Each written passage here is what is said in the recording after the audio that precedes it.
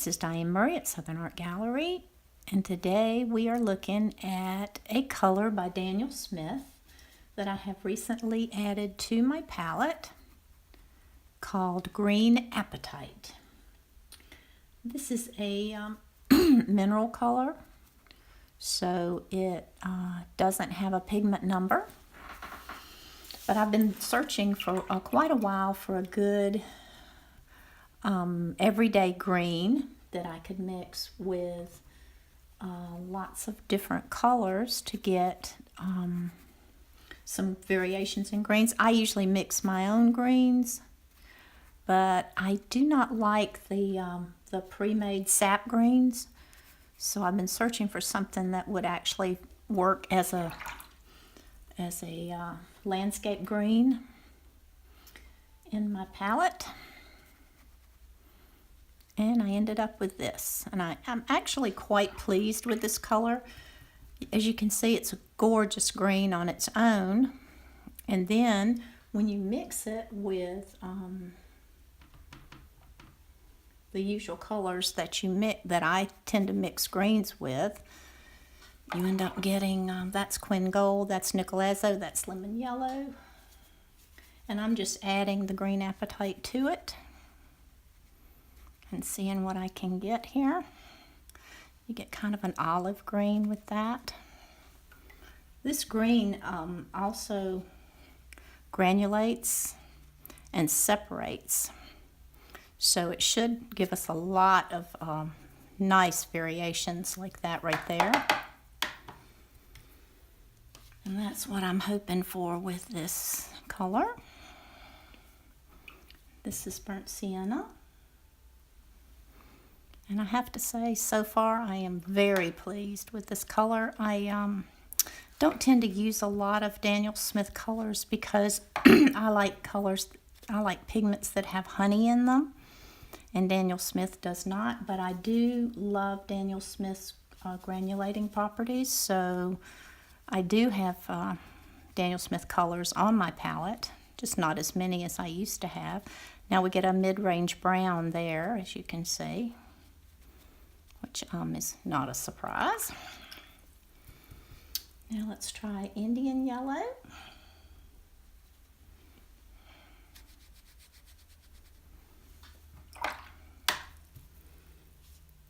And we'll try the Green Apetite and see what we get. And that gives us a very nice earthy green right there. That is quite a nice green.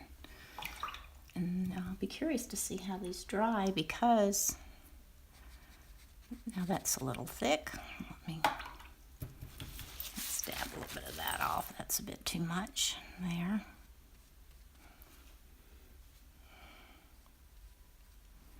See if we can get some. Yeah, there we go with a nice, it makes almost an azo green right there. The interesting thing, and I'll show you this on my palette, about this is the Green Apetite right here, and you can see how in the well it is actually separated into a brighter green and a dark green. And that's very interesting how it does that. But as you can see, we get these really beautiful combinations of colors with this green. It's a very nice green. If you're looking for a mid-range green and you aren't happy with the sap greens that are out there, then this would be, I think this is a great pigment to use.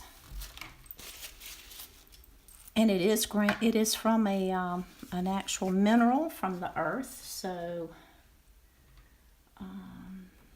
that in itself is quite interesting.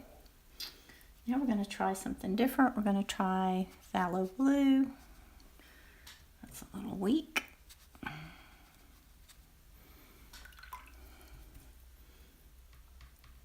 I will say that it does take a fair amount of this color. So it, let's see what we get there. A little more Phthalo Blue in there. That gives us a nice bright green, which I probably would not use. Let's try Cobalt.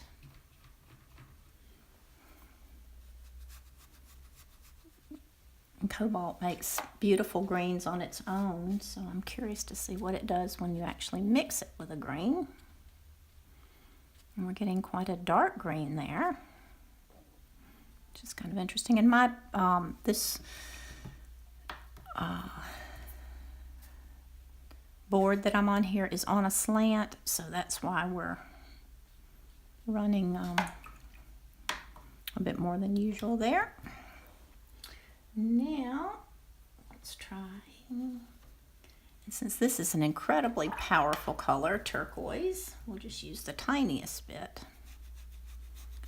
This is M. Graham's turquoise. And I'm just curious to see what kind of granulation we get with this when we actually mix. That's a bit heavy. When we mix these colors. Okay, we'll see what happens with that.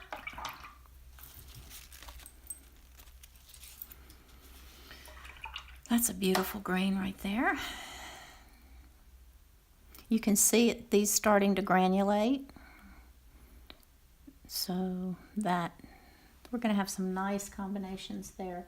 Now we're going to do something different here and try a color by Core called Transparent Pyrrole Orange, which is just a really vivid orange.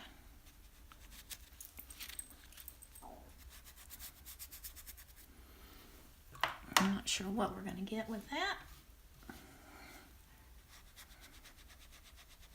Some kind of a brownie, greeny brown, I guess this pigment really wants to pick up heavy from the palette too, which is interesting. It has a different feel than a lot of the watercolors I'm familiar with. Okay, so there we get an earthier green, even earthier than it already is. And the last one I wanted to try is Payne's Gray.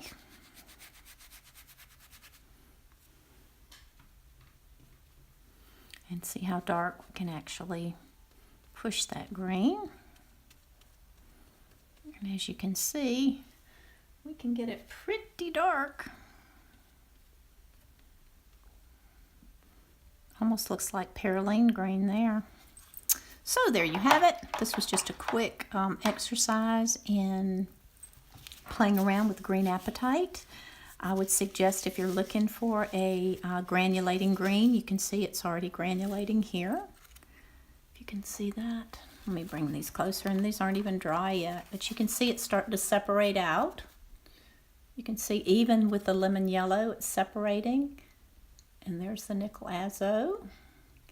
And with the quin gold, and the burnt sienna, and the Indian yellow. Down here with the phthalo blue and the cobalt, and that's the turquoise. That's with the transparent pyrrole orange, and that's the dark we get with the Payne's Gray.